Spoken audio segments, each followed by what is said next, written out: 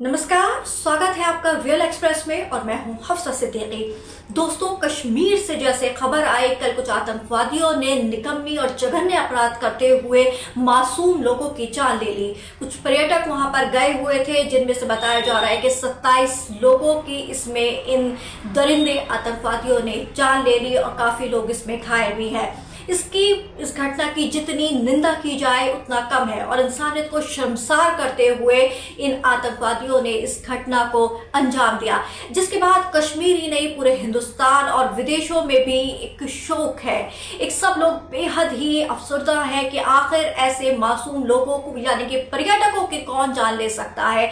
कश्मीर के लोग खुद बेहद चिंता में है और बेहद अचंभित है कि आखिर अपने ही लोग, क्योंकि कश्मीर को तो माना जाता है कि वो बहुत ही मेहमान नवाज हैं। कोई भी अगर वहां पर जाता है तो वो मेहमान नवाजी करता है, लेकिन इस बार यह कहा जा रहा है कि पहली बार ऐसा हुआ है कि इन्होंने पर्यटकों के कुछ आतंकवादियों ने जान ले ली, जिसके बाद सभी लोग बहुत अफसोस में हैं और आज कश्मीर बंद का भी ऐलान किया गया।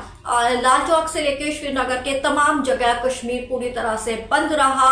लोग बहुत ही ज्यादा इसका विरोध कर रहे हैं, काफी लोगों ने कैंडल लाइट्स भी जलाई।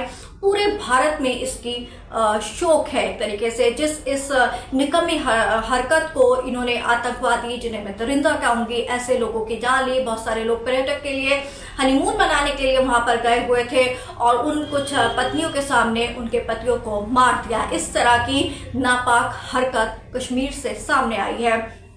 इसके बाद कश्मीर में ये भी कहा जा रहा है कि जो उनका सैलानियों से कश्मीर की आजीविका चलती है, वहाँ पे बहुत सारे लोग हैं जो घोड़ा चलाते हैं और खच्चर और ये तमाम चीज, जो भी जितने भी सैलानी होते हैं उनसे उनकी आजीविका का साधन है, उससे उनकी चलती है। एक घोड़े वाले को भी शहजाद नाम के इस घटना में मारा गया इन आतंकवादियों ने। तो इस तरह से कहा जा रहा है कि कश्मीर के पर्यटन पर भी सवाल उठ रहा है कि अब कौन लोग कैसे वहां पर जाएंगे, और इससे तो आम कश्मीरियों का भी अपना बेहद नुकसान है।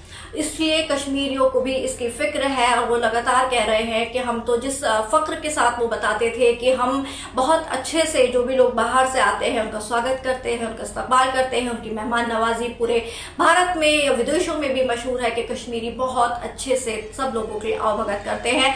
लेकिन इसके पीछे बताया जा रहा है कि लश्कर-ए-तैयबा, पाकिस्तान का जो एक आतंकवादी ग्रुप, उसका ये TRF ने इसने इस पूरे मामले की जिम्मेदारी ली है। ये तो आप लोग जानते होंगे।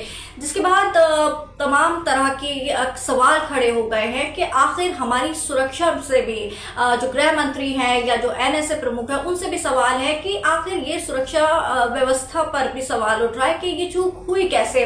क्योंकि अभी पाकिस्तान के एक नेता का बयान आया था, आर्मी चीफ का, वो इस तरह से जिहाद और कश्मीर की बात किया, उसमें माना जा रहा है कि इस जो घटना हुई है उसका भी हाथ है। इसके अलावा ये भी कहा जा रहा है कि प्रधानमंत्री की कुछ दिन पहले कश्मीर में दौरा था, लेकिन उसे किसी कारणवश ये कहा गया कि मौसम खराब है, रद्द करना पड़ा। तो सवाल ये है कि जब प्रधानमंत्री का दौरा रद्द हुआ उसके बाद भी हमारे सुरक्षाकर्मी कहाँ थे, क्योंकि जहां पर यह अपराध हुआ है वहां पर 2000 लोग उस टाइम मौजूद थे और वो एक तरफ आतंकवादी गोली चलाते रहे, लेकिन दूसरी तरफ से कोई भी गोली चलाने वाला नहीं था कि बदले की उन पे कार्रवाई हो, और वो करके सीधे फरार हो गए जो उन्हें करना था। और हमारे सुरक्षा इंतजाम पूरी तरह से यहाँ पर विफल होता हुआ नजर आया कि आखिर कहाँ थे जो हमारी भारी सुरक्षा तैनात है। 370 के बाद तो बहुत ही ज्यादा मुस्तहदी से सुरक्षा व्यवस्था कश्मीर में लगी हुई है।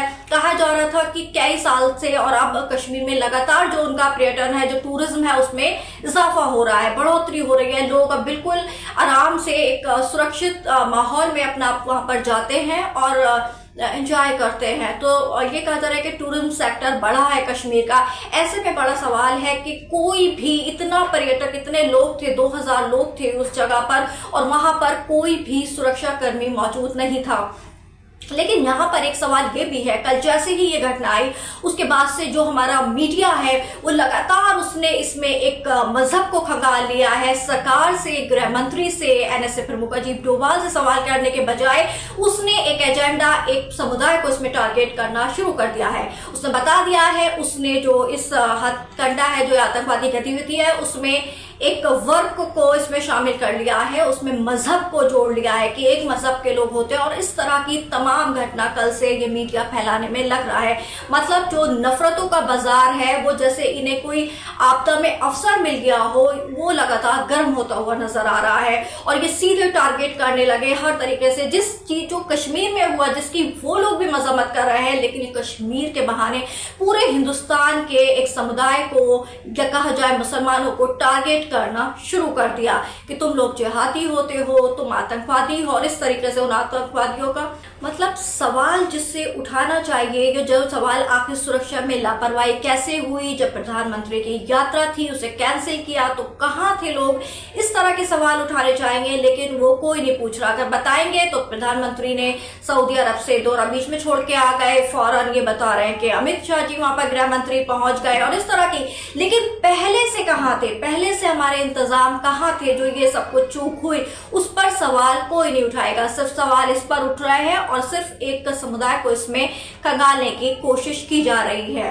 पूरा जो आईटी सेल है, मीडिया है, वो सीधे तौर पर इस तरह की हरकत करने लगा है। आतंकवादियों ने तो जो किया वो तो किया ही है, वो तो घिनौनी अपराध है, लेकिन ये लोग भी किसी आतंकवादी से कम नहीं है जो अपने ही लोगों को टारगेट कर रहे हैं। क्योंकि अगर उसमें दुश्मन का हाथ है, बाकी तो पूरा जांच के बाद पता चलेगा, लेकिन कहा जा रहा है कि पाकिस्तान का हाथ है, तो पाकिस्तान के मंसूबे इस सबके पीछे क्या रहे होंगे?